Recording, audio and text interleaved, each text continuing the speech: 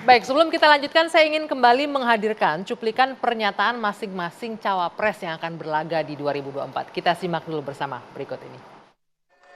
Termasuk perubahan yang kita inginkan adalah perubahan yang terus memelihara keberhasilan-keberhasilan, termasuk kesuksesan-kesuksesan yang dibuat oleh pemerintah dari zaman ke zaman, khususnya pemerintahan di bawah kepemimpinan Pak Jokowi. Lemahnya penegakan hukum. Lemahnya penegakan hukum. Kalau di Indonesia ini penegakan hukum bisa dilakukan dengan baik dan benar, maka menurut saya meskipun angka 50% ini adalah dugaan yang sifatnya kuantitatif, taruhlah separuh gitu. Menurut saya separuh dari seluruh persoalan bangsa ini bisa selesai. Kalau persoalan utama kita, termasuk perubahan yang kita inginkan adalah perubahan yang terus memelihara. Sudah ada KIS, ada Kartu Indonesia Pintar, ada PKH, nanti saya tambahkan lagi KIS Lansia, Kartu Anak Sehat. Oke, saya ke Semi dulu nih, Sam. Tadi pernyataannya saya agak bingung nih sama Caimin. Melakukan perubahan-perubahan, kebaikan-kebaikan, dan juga melanjutkan apa yang sudah dilakukan saat ini. Jadi sebenarnya mau berubah atau mau ngelanjutin sih sebenarnya ini? Apa yang mau dijual sih sebenarnya?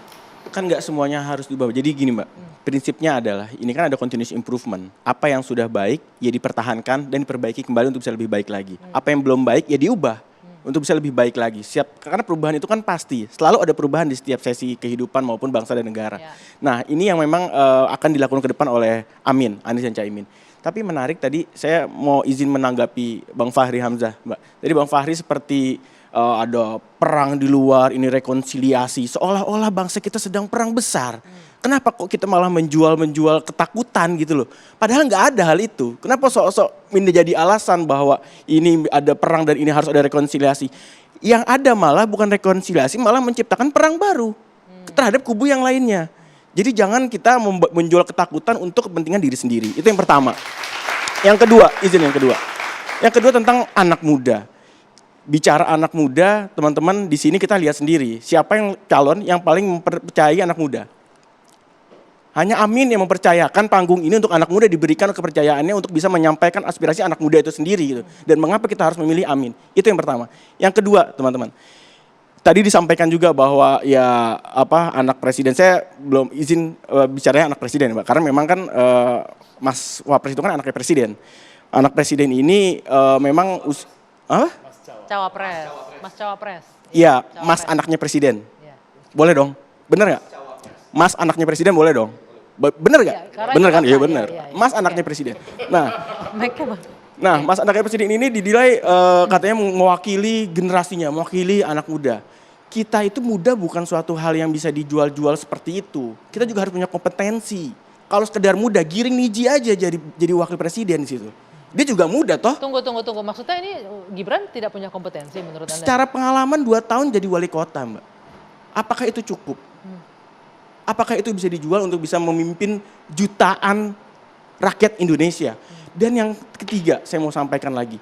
Kita tidak boleh melanjutkan budaya nepotisme di bangsa ini. Dulu 98 senior-senior kita, teman-teman mahasiswa semua di sini. Tunggu, budaya nepotismenya di mana? Ini kan dipilih oleh rakyat. Pemilihan nanti akan dipilih oleh masyarakat loh, bukan ditunjuk. Yang menyodorkan pilihan siapa?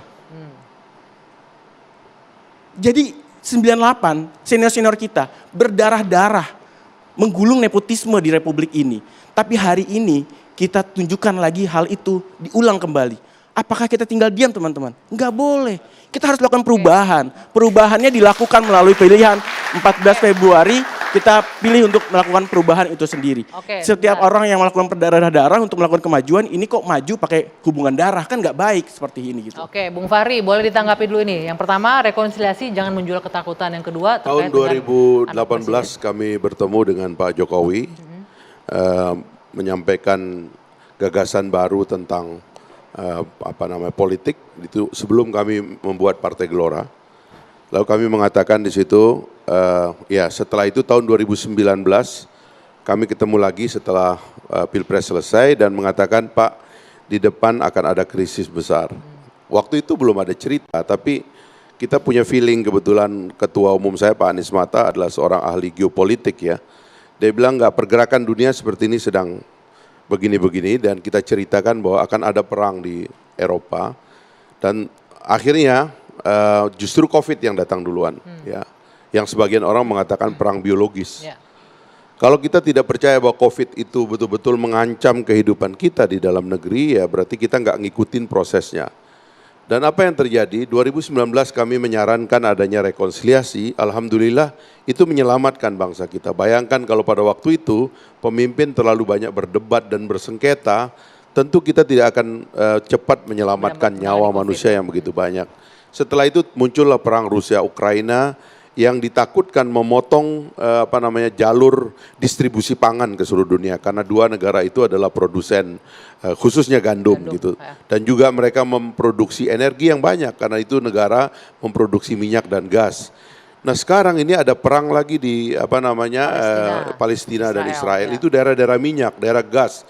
Itu ada Selat Hormuz di situ, tempat transportasi gas yang ada ke seluruh dunia. Oke. Jadi kita nggak boleh konyol mengatakan bahwa ini nggak akan berpengaruh kepada kita. Pasti dia berpengaruh kepada kita. Karena itulah kita memerlukan kembali rekonsiliasi, menyatukan bangsa kita karena kita ingin tegak berhadapan dengan masalah yang ada di depan. Nah, konteksnya mungkin tadi apakah kondisi kita sedang berantem? Enggak kan? Oh, ini sebentar lagi ada krisis di ketegangan antara China dengan Taiwan.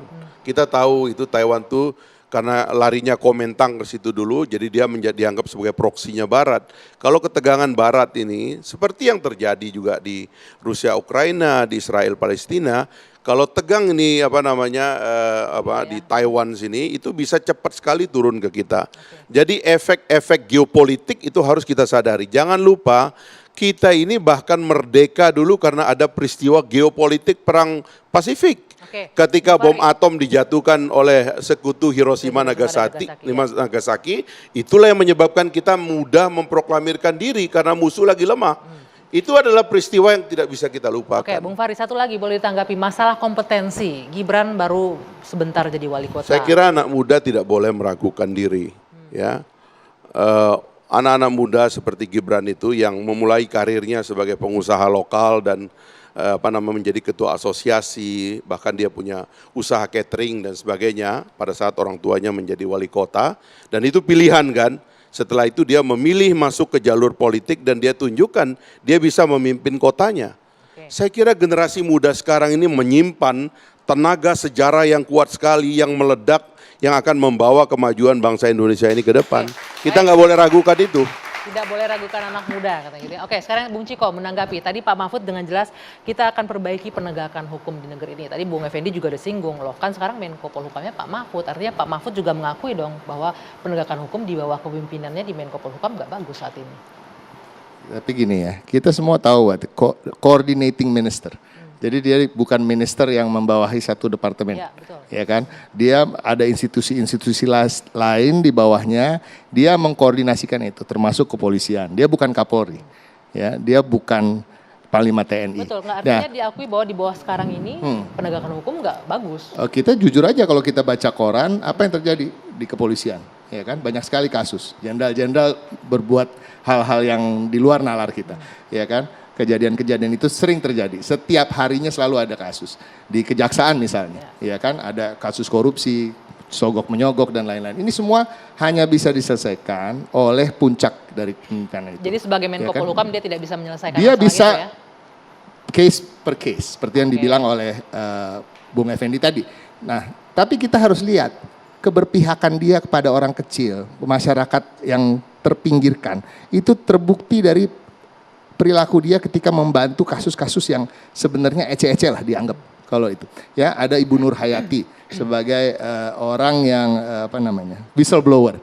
Ya, ada kasus anak SMP yang membela ibunya melawan satu perusahaan dari China, investor yang merusak sumur keluarganya.